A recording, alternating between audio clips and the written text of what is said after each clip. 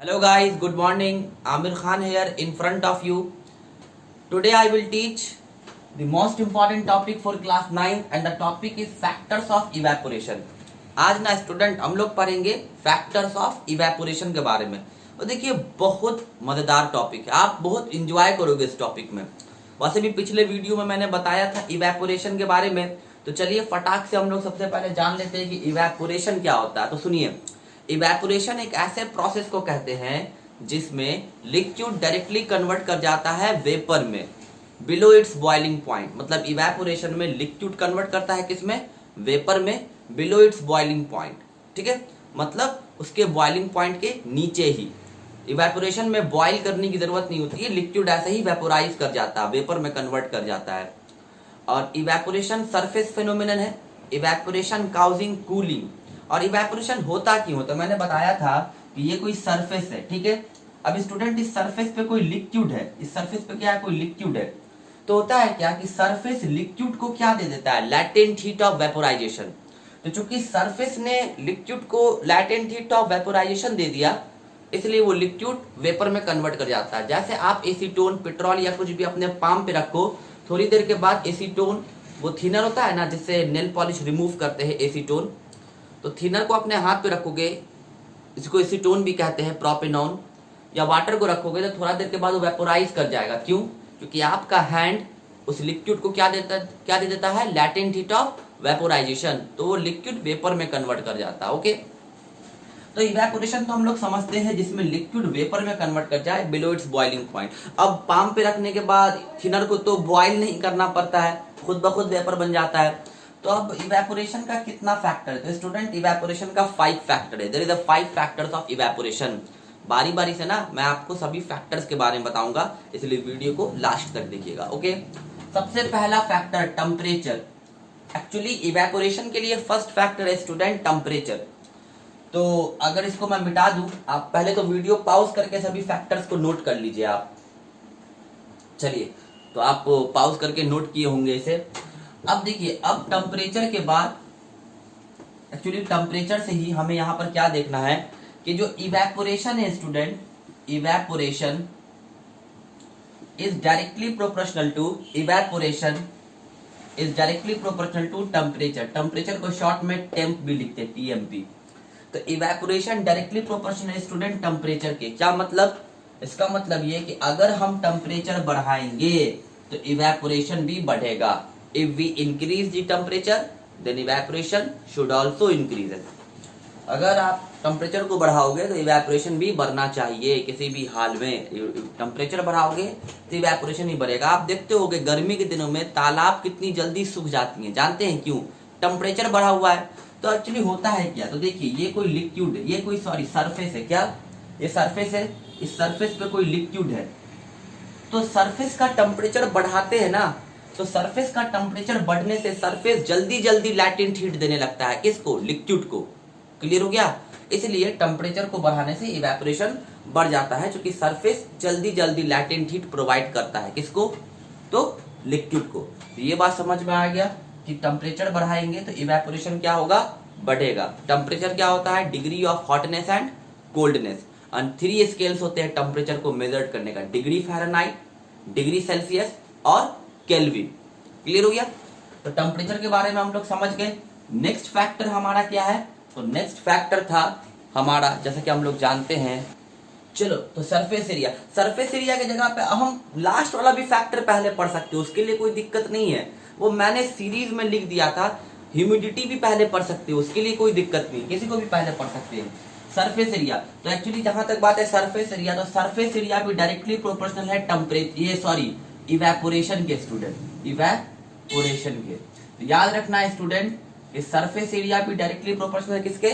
Evaporation के। It means क्या होगा कि हम जितना ज्यादा सरफेस एरिया बढ़ाएंगे, इवेपोरेशन का रेट उतना ज्यादा इंक्रीज करेगा। आप कपड़ा धोते होगे और कपड़े को धूप में सुखाते होगे, तो कपड़े को क्या करो, आप फोल्ड कर दो और एक कपड़े को हैंगर में फैला दो। कौन जल्दी सूखेगा? जो हैंगर में फैला हुआ है।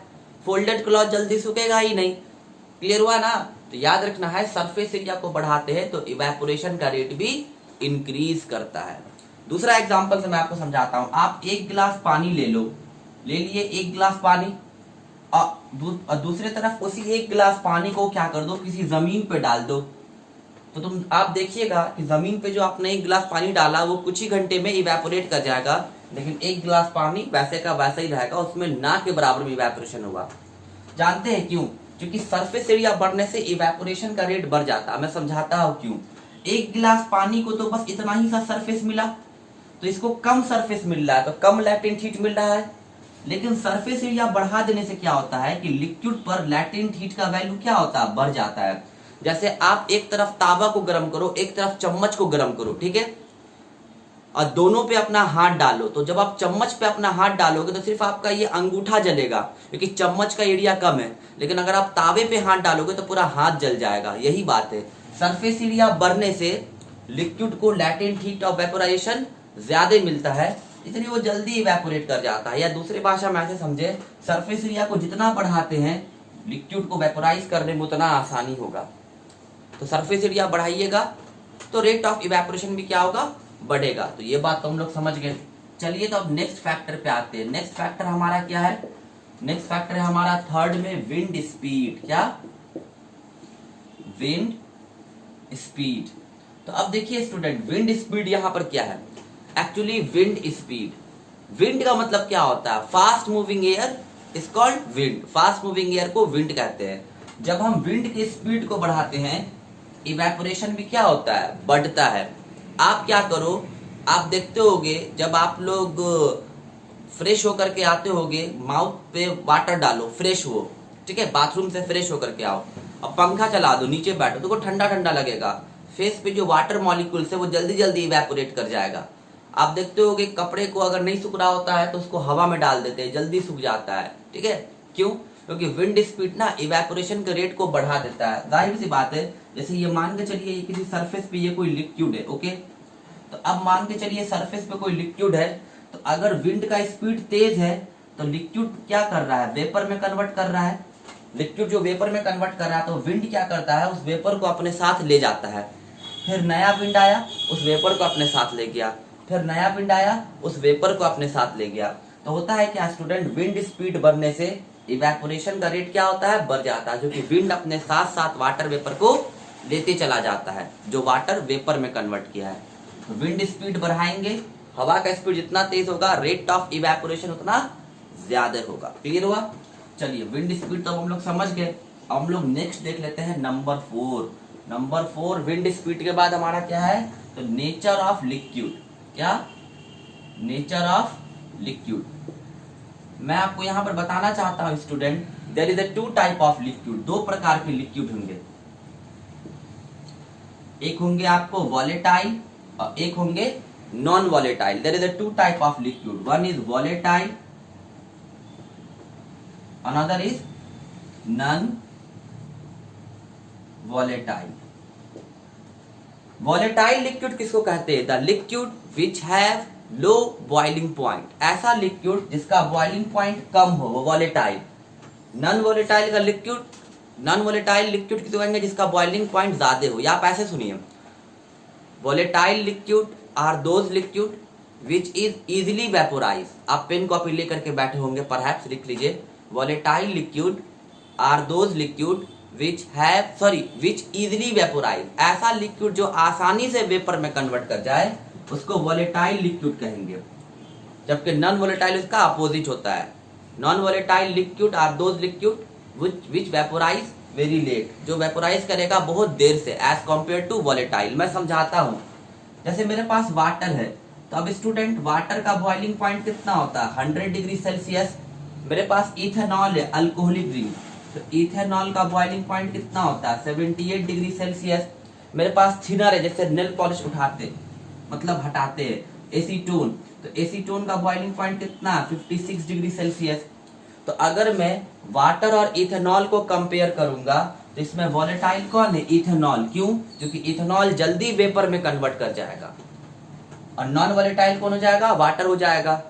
उसी तरह अगर हम इथेनॉल और एसीटोन को कंपेयर करेंगे तो अब वॉलेटाइल कौन है, एसीटोन। क्यों? क्योंकि अब ये इजिली वेपोराइज कर जाएगा, इथेनॉल देर से वेपोराइज करेगा। तो जो चीज जल्दी वेपर में कन्वर्ट कर जाए वो वॉलेटाइल, जो देर से वेपर में कन्वर्ट करे वो नॉन वॉलेटाइल, और वॉलेटाइल वही सब्सटेंस होते हैं जिनके बॉइलिंग पॉइंट कम होते हैं, और ये एक कंपेरेबल क्वांटिटी, एक दूसरे से कंपेयर किया जाता है। तो अब एक बात बताइए, rate of evaporation volatile liquid में ज्यादा होगा कि नॉन वॉलेटाइल लिक्विड में ज्यादा होगा? तो बच्चा भी बता सकता है, rate of evaporation volatile liquid में जल्दी होगा, क्योंकि जाहिर सी बात है वॉलेटाइल लिक्विड हम किसको कहते हैं? जो वेपर में आसानी से कन्वर्ट कर जाए। एसीटोन वगैरह जो होता है थिनर, वो वॉलेटाइल होता है, उसका बॉइलिंग पॉइंट बहुत कम होता है, इसलिए पाम पे डालिएगा थोड़ा ही देर के बाद वो वेपर में कन्वर्ट कर जाएगा। तो याद रखिएगा, इवेपोरेशन वॉलेटाइल में फास्ट होता है, नॉन वॉलेटाइल लिक्विड में इवेपोरेशन स्लो होता है। वॉलेटाइल लिक्विड में इवेपोरेशन फास्ट क्यों होता है स्टूडेंट? क्योंकि इसका बॉइलिंग पॉइंट कम होता है, तो इजीली वेपर में कन्वर्ट कर जाते हैं। स्टूडेंट आज के लिए इतना ही। अब लास्ट वाला जो फैक्टर बच गया ह्यूमिडिटी, वो हम लोग नेक्स्ट वीडियो में देखेंगे, और कुछ एनसीईआरटी का कुछ प्रॉब्लम्स भी है उसको भी डिस्कस करेंगे। आप घर पे ही रहिए, पढ़ाई कीजिए। Thank you so much. जय हिंद।